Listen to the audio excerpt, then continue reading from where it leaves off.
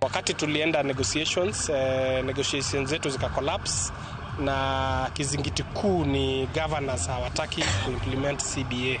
Jotuo medo kale achiedh nade e kinde mang'anyo mar jochiw thieth odonjo odichienge mar 2 kawuono.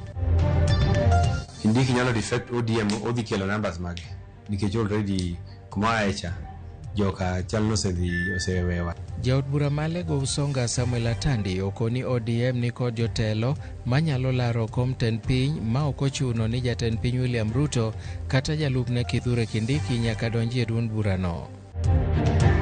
The goonism that we are witnessing everywhere, but on the side of our security, we have started a thorough crackdown. Tendo bila ma Homa Bay ogolo siem ne rowere madonjore e timbe mag njore ka County Commissioner ma Kisumu bendo jiwo jonyuol mondo rit nyithindgi makare e kinde ma sikunde olor mar geng'o gi donjo e njore.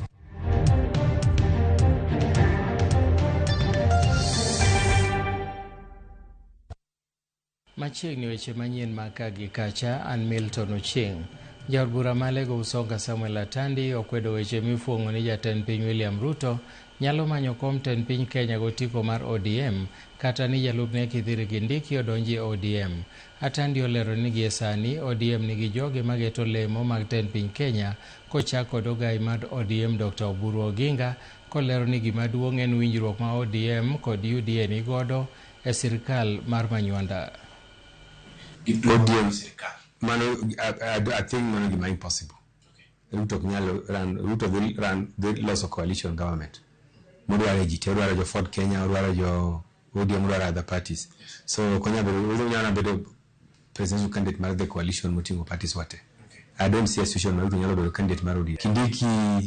Kindiki nyalo defect ODM odhi kelo numbers mage nikech already kuma echa joka chalno osewewa. So okapar mano be something which can materialize. Donge na wacho nitie jakom mar party to nitie Dr. Oburu Oginga magote joma dwaro au candidates mag running mate. ODM en party mar kabila mang'eny.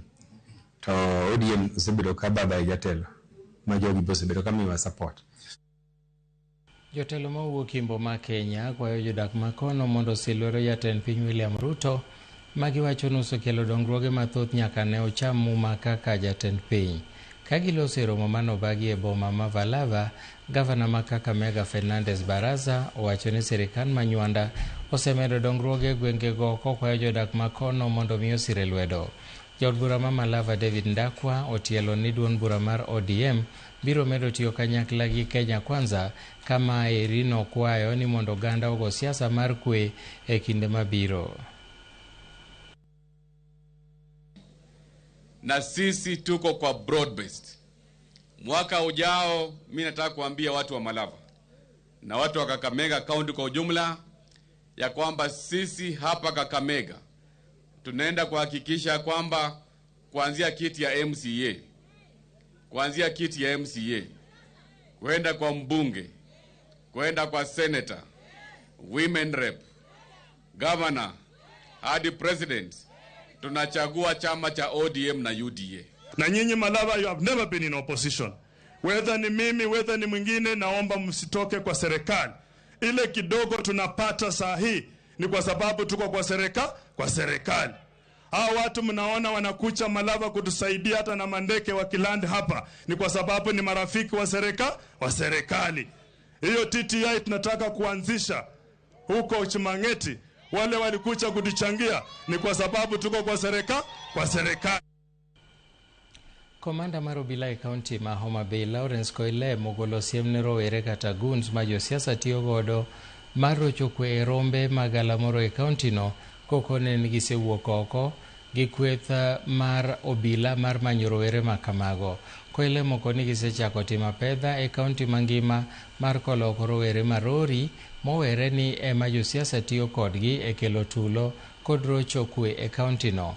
Jakom jodong luo e kaunti ma Homa Bay Apollo Bwana bendo kwero josiasa mathoro tiyo gi rowere e yo ma ok ni kare mar rocho kwe e kind oganda. Way we are going is we are not going the right way, especially in terms of misuse of substance abuse the goonism that we are witnessing everywhere. But on the side of our security, we have started a thorough crackdown of all goons. Like what happened yesterday in Nthiwa, we arrested 3 goons, and they are already remanded in remand, pending hearing of their case. We have also arrested one at Mbita yesterday night. So goons within our county, we are sending a warning that we will never leave somebody who have committed a crime in whatever meeting or whatever political rally or whatever meeting that you have committed a crime. We will come after you as an individual. Magineno achiel kuom majodongo yuaga hinya ni gima gineno ka josiasa timo. Kido magineno kaka josiasa tiyo gi nyithindo matindo. Matindo iluongo ni goonism. Wasewacho kendo watemo wacho ni josiasa otem dok chien nikech mano miyo nyithindo example marach. Giparo ni ka giwuok school to kune magidhi tiye. Giparo ni ka gitimo gik makamage school to ni mane gima ber nikech gineno ka jotelo timo. County Commissioner ma Kisumu Mohamed Mwabuzo ogolo kwayo ne jonyuol mondo kaw ting' mar neno ni arita nyithindgi obedo makare sani makoro lor sikunde. Owacho ni kaka serikal kendo jogo mochung' ne arita kwe gin bende gidhi tiyo matek e neno ni arita makare obetie kendo gikedo kod timbe jore e kinde ka kinde ama bende nyalo thiro kwe ma pacho ka. Baliana na wazazi kwamba lazima wachukue jukumu lao rasmi kwa muda huu wa mapumziko mafupi kuhakikisha kwamba vijana hawapatikani katika sehemu mbaya. Tuwapatie watoto wetu shughuli ya kufanya nyumbani, tuwe karibu na wao, na naimiza kina baba hampo nyumbani. Kina baba wakitoka kazini wanaenda kwa marafiki zao, wanarudi nyumbani usiku. Hiyo imeleta utepetevu katika ukuaji wa watoto. Watoto mmeachia kina mama sana. Tumeongea na vijana wengi sana wanalalamika kwamba baba zao hawapo, hawapatikani, wanajipea shughuli na tunashindwa hii ni shughuli gani hii. Kwa hivyo wababa tukitoka kazini turudi nyumbani tuhakikishe kwamba tunapata fursa murwa na kukaa na watoto na kuongea nao ili tuwaelekeze maishani. So far we have close to 300 people who've not even been able to raise the bail or the bond. And most of these people have been charged on various offenses. Riwruok mar Nurses kod jori jotuo e kaunti ma Nyamira olando mariwore kod jowetegi e pachoka mangima e ng'anyo manolandi kod tend riwruoggi e wi lwasi marach mar tich. Ka gilose boma ma Nyamira, jotend riwruogno bade ma Nyamira okwayo jokanyo mag riwruogno mondo kik donji e tich ka gikwayo jodak ma Nyamira mondo many thieth e osiptande mag ji giwegi. Nurses go ywak e wi koso keto e tim winjruok mane giketo e kokgi higa mar 2017 kod rem ndiko ayanga jochiw thieth mag UHC. Bende gichiwo notis ne ten kaunti ma Nyamira mondo ketie tim winjruok mar medo gi osara ma ka ok kamano to gibiro bago ng'anyo machielo tok tieko ng'anyo madhi nyime sani. Wauguzi nchi yote ya Kenya ulianza usiku wa manane. Hiyo ndio kusema saa 6 usiku ya tarehe 29 mwezi wa 7 mwaka 2026. Kwa hivyo ni kuwajulisha watu wote wa Nyamira kwamba endapo wanatafuta matibabu katika mahospitali yetu wasipoteze muda, kwa maana hawatapata wauguzi mahospitalini. Tuko na maneno mingi ambayo kaunti yetu ya Nyamira haijaelewana na sisi, ambapo tukimaliza hii mkutano na wao wasipotekeleza hizo shida tuko nayo, tena tutarudi mgomo wa kaunti. Ni hii maneno ya UHC. Sisi tumeona kwamba president na national government imefanya vizuri kuchukua UHC kuwapea barua za permanent and pensionable, na vile vile tunaomba sisi wale ambao tuko hapa county turudishwe national government. We have signed a lot of return to work agreements which are not effective, which are not done, they are violated, they are thrown to the toilets. So I want to urge our governor Amos Kimomi Nyaribo. Come up, your officers are just doing injustice to you.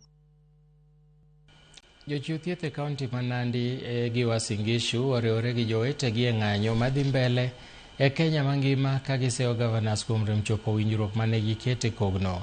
Kane giloso Eldoret kod Kapsabet e kinde lando ayanga chakruok mar ng'anyono, jotelogo mag jochiw thieth wacho ni gikawo okang' ma kamano kaluwore gi nyawo mosebedo e winjo ywak margi.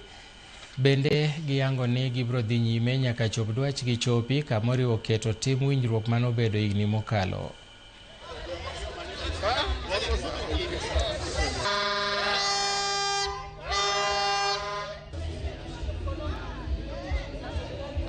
Tukakuwa directed by SRC tuweze kufanya a national dialogue so that ili kwamba CBA tuikuwe uniform kwa kila county.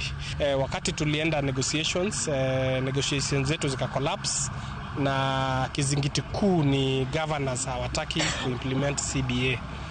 Tumefanya kazi na county for the last 6 years bila kupewa makaratasi ya kudumu. We have arrears of 2017. We were given promotion 2017 in the Nandi County, but the arrears for 3 months were not paid up to date, and we are demanding the payment of those arrears.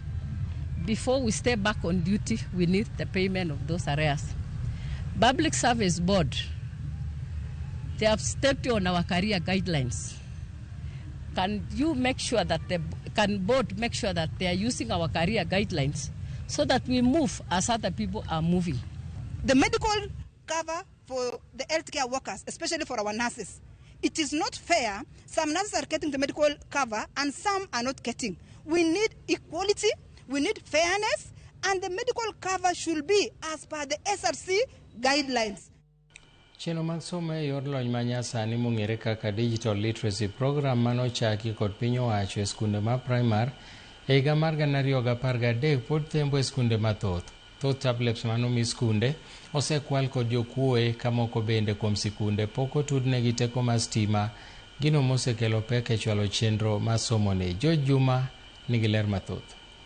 E seche ma piny owacho ka okalo kuom bad migawo mochiwo wechego mag tudruok, ochako chenro ma jopuonje e skunde mag junior otiyo kod lony manyasani wechego mag somo ka imiyogi laptops kod gigo moko mag somo e sikunde. Penjo maduong' en to chenro ma kamae mane ochaki e skunde mag primary pacho kae e higa mar 2013 ma idendo kaka Digital Literacy Program dhi nade e skundego mag primary. Since its inception, we may say it is at average par.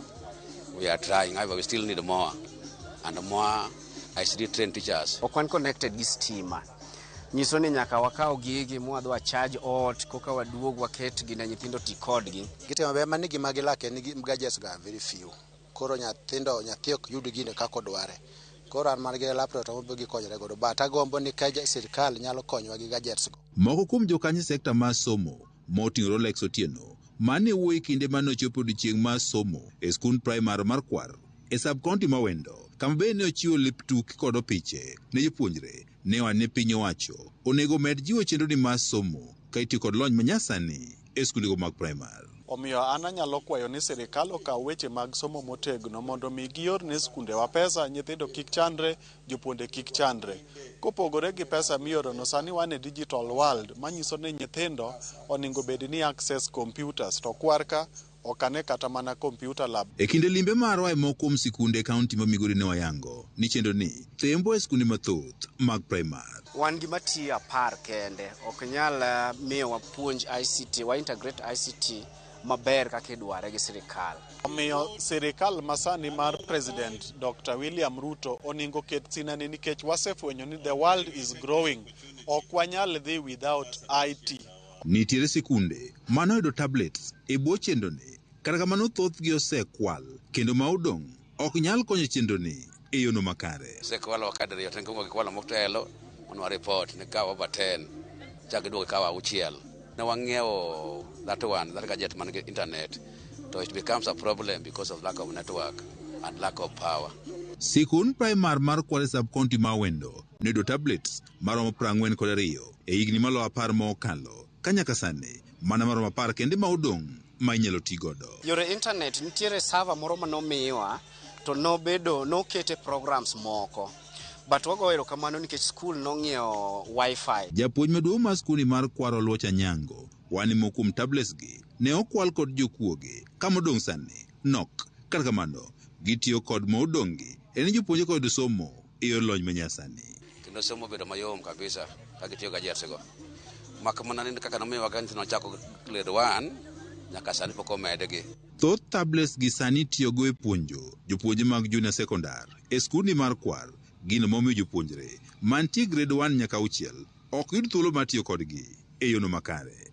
Kaka wasurvive gi 10 gi waja tiyo kodgi sani thothne junior school nikech gine joma waneno ka ni machiegni gidhi e level machielo mondo giyud kaka gidhi e level machielo to gibed gi chandruok gi pek ahinya.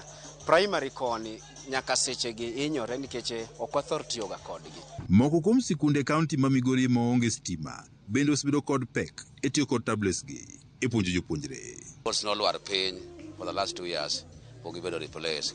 Koro waonge power. Koro chuno jopuonj nyaka kaw gigo magidhi chaje dala ka giduogo. Seneno ka kata mana ji giwegi masiro weche somo moko nyiewo computers mokaw thuolo margi gi tekregi mogero facilities. Jogweng'e mapod amalo to dhi kwalo gigo.